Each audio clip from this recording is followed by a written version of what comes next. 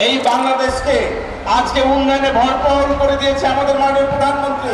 নির্যাতন, নিপীড়ন, টেন্ডারবাজি ও দুর্নীতির গডফাদার সাবেক জনপ্রশাসন মন্ত্রী ফরহাদ হোসেন, অনলাইন জুয়ার গড মাদার তার স্ত্রী সৈয়দা মোনালিসা ইসলাম। এই মন্ত্রী ছোট ভাই শহীদ সারফরাজ হোসনে মৃদুলকে করেছে বিভিন্ন ধরনের চাঁদাবাজি, টেন্ডারবাজি সহ বিরোধী দলের নেতাকর্মীদের ত্রাস। মৃদুল ভাইয়ের ক্ষমতাকে ব্যবহার করে বানিয়েছে টাকার পাহাড়। এভাবেই সাবেক জনপ্রশাসন মন্ত্রী বনে গেছে শত শত কোটি টাকার মালিক, এমনই অভিযোগ করেছে মেহেরপুরবাসী। গত 5 আগস্ট সাবেক প্রধানমন্ত্রী শেখ হাসিনার পদত্যাগ ও দেশ ছেড়ে যাবার পর থেকে হদিস নেই মেহেরপুর জেলা আওয়ামী লীগের সভাপতি ও জনপ্রশাসন মন্ত্রী ফরহাদ হোসেন ও তার পরিবারের সদস্যদের।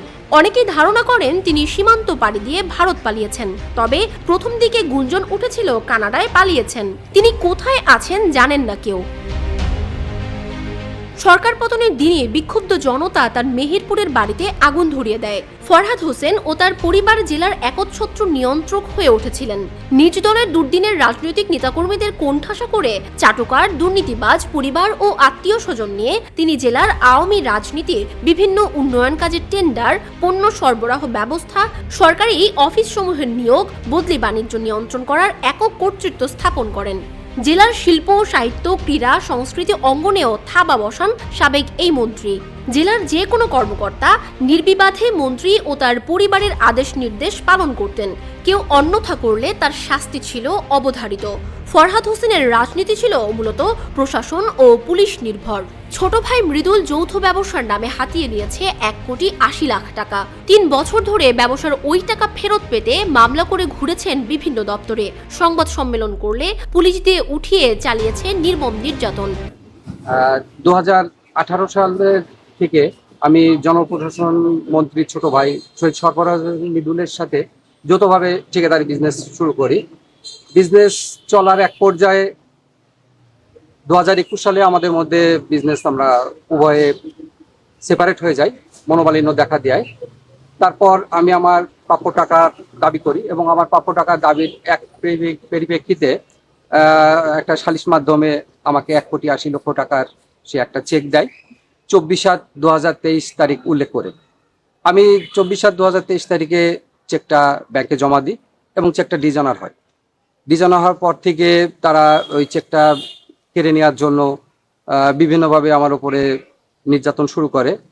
সেই ক্ষেত্রে তারা পুলিশ, র্যাব, ডিভি সবগুলোকে দিয়েই আমার উপরে নির্যাতন করে এবং লাস্ট পর্যায়ে এমন একটা পর্যায়ে র্যাব আমাকে ক্রসফায়ার দেওয়ার হুমকিও দেয়, যেহেতু চেকটা ফেরত দেওয়ার জন্য। তার পরিপ্রেক্ষিতে আমি সাংবাদিক সম্মেলন করি এবং সেটা বাংলাদেশের বিভিন্ন টিভি চ্যানেল, লোকাল মিডিয়াতে সেটা প্রকাশ হওয়ার পর থেকে আমার উপরে নির্যাতনের মাত্রা আরও বেড়ে যায়। পুলিশ আমার বাড়িতে গিয়ে তছনছ করে আমার বাড়ির, আমার অফিস। বিএনপি দল করার কারণে করতে দেয়া হয়নি ব্যবসা। বৈধভাবে সরকারি কাজের টেন্ডার পেলে মাথায় পিস্তল ঠেকিয়ে জোর করে স্বাক্ষর করে ছিনিয়ে নেওয়া হয়েছে সেই কাজ। দেয়া হয়েছে ফুড সাইডের অর্ডার। তার স্ত্রী মোনালিসা সহ কয়েকজনের নেতৃত্বেই চলতো অনলাইন জুয়া। এখান থেকে কোটি কোটি টাকা কামিয়েছে মোনালিসা।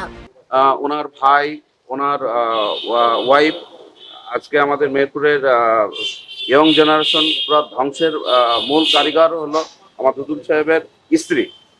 হ্যাঁ, এখানে কোটি কোটি টাকার ওই ক্যাসিনো ব্যবসার উনি, এটা সাধারণ জনগণ সবাই এটা অবগত। এই ক্যাসিনোর উনি মূল হোতা এবং উনি পৃষ্ঠপোষক। মৃদুল সাহেব জনস্বাস্থ্য প্রকৌশলীর। এখানে প্রতি বছরে 500-700 কোটি টাকা বাজেট, ওনার বাইরে কোথাও যেত না। উনি এটাকে লুটপাট করছে। এটা আপনার স্বাস্থ্য প্রকৌশলীতে যদি এটা আপনারা যান দেখবেন, এককভাবে এটা লুটতরাজ, কোনো কাজের একটা অংশ কাজ করতো না। মন্ত্রীসহ তার আত্মীয় স্বজন রাতারাতি ফুলেছে, হয়েছে তালগাছ। দেশের রাষ্ট্রীয় টাকা হরণ করেছে বিভিন্ন কায়দায়। তারা যেন আলাদিনের চেরাগ পেয়েছিলেন, রাতারাতি হয়েছেন গাড়ি বাড়ির মালিক। পুলিশ দিয়ে হয়রানি করেছে সাধারণ মানুষকে। এক্স মন্ত্রী ফরহাদ সাহেব সম্পর্কে যদি আপনারা বলেন, তার দুর্নীতির কোনো শেষ নেই। সে প্রচন্ড দুর্নীতিবাদ এবং সে হাট ঘাট মাঠ বিল বিভিন্ন সেক্টরের দান, এমন কোনো সেক্টর ছিল না তার জায়গা সেখানে ছিল না। ফরহাদ সাহেবের ভাই মৃদুল, ফরহাদ সাহেবের এবং তার ওয়াইফ মোনালি, এদের নিয়ন্ত্রণে পুরা মেহেরপুর জেলাতে যত অফিস আদালত সরকারি কর্মী যা ছিল সব ওনাদের নিয়ন্ত্রণে ছিল।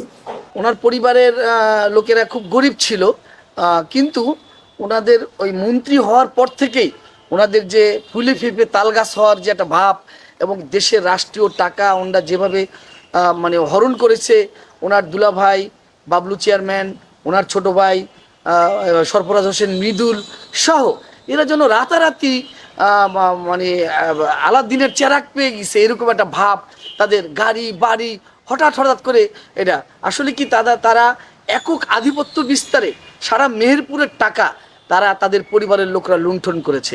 সাবেক জনপ্রশাসন মন্ত্রী এখানে দুর্নীতির মহা আখ্যা বানিয়েছে হাজার হাজার কোটি টাকার সম্পদ। তার স্ত্রী মোনালিসা অনলাইন ক্যাসিনোর মূল হোতা, যুব সমাজ ধ্বংসের মূল কারিগর মন্ত্রীর স্ত্রী।